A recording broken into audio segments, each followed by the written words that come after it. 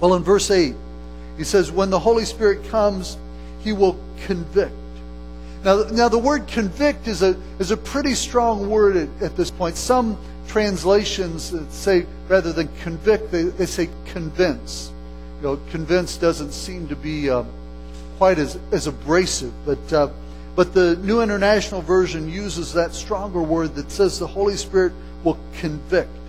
Now, when you think of the word convict, you can think about its meaning in more than one way.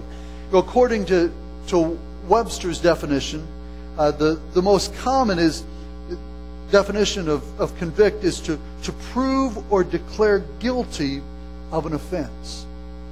Now, a person who is found guilty in a court of law, even though the judge may convict them and say that you're guilty, that doesn't mean that they've necessarily embraced it or within themselves agree that they are guilty of this crime and deserving of punishment. But the second definition of convict is to impress with a sense of guilt. It's possible to be convicted in a court of law but not believe that you're guilty. But this second definition of convict carries with it the idea that the person is convicted within themselves, a sense of guilt, a sense of what they have done wrong. When the Holy Spirit comes, He will convict the world of guilt in regard to sin and righteousness and judgment. Now, Jesus first says that the Holy Spirit will convict those who do not believe in Jesus. Or to say it another way, that the Holy Spirit will convince people that have not given their heart to Jesus that that's a decision that they need to make. When I gave my heart to Jesus at the age of 12, it was the Holy Spirit who was convincing and convicting me on that night. It was an experience like I had never had before in my life. I'd always grown up in the church. I'd always known about the Bible. I'd always known about God.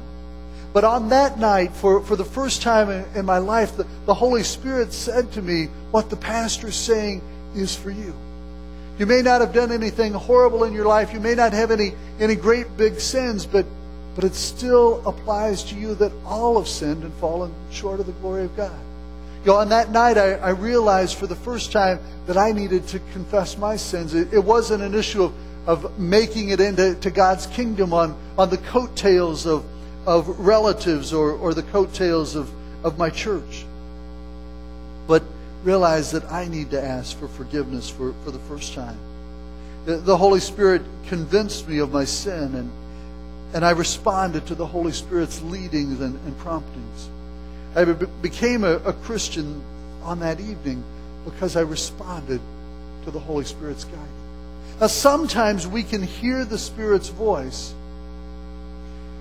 and we can ignore it. We can hold it at arm's length. Now, one of the things that happens there is the more we're in tune with the Spirit's leading and guiding in our life, the easier it is for us to respond the next time He speaks. But if we ignore the Spirit's prompting time and time again, then it becomes more difficult for us to ever hear God's Spirit leading in our lives. It's harder for us to hear that voice of truth, if we don't listen and respond to it when He speaks. Well, in verse 10, Jesus said that the Holy Spirit will convict in regard to righteousness.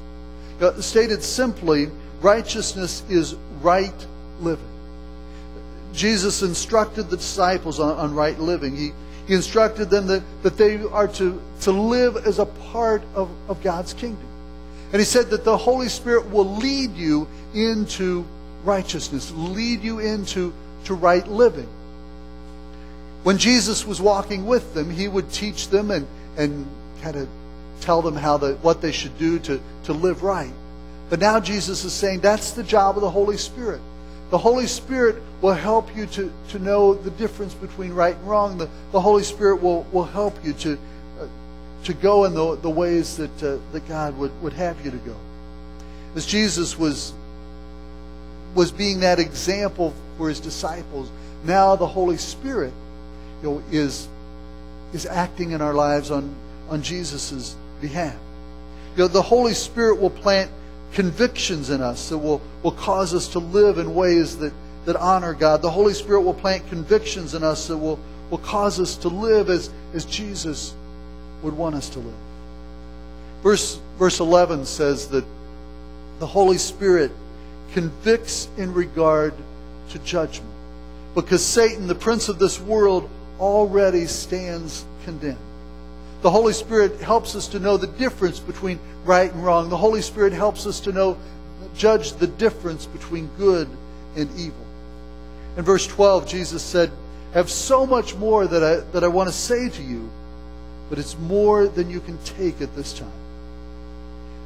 Maybe Jesus realized that the disciples were so overcome by grief that they couldn't hear any more that he had to say. Maybe Jesus realized that the disciples had a level of understanding of what he taught them, that they had to live in that understanding before he could reveal to them what it meant to walk in a deeper way with him. The disciples weren't at a point that they could understand everything that Jesus wanted to share with them.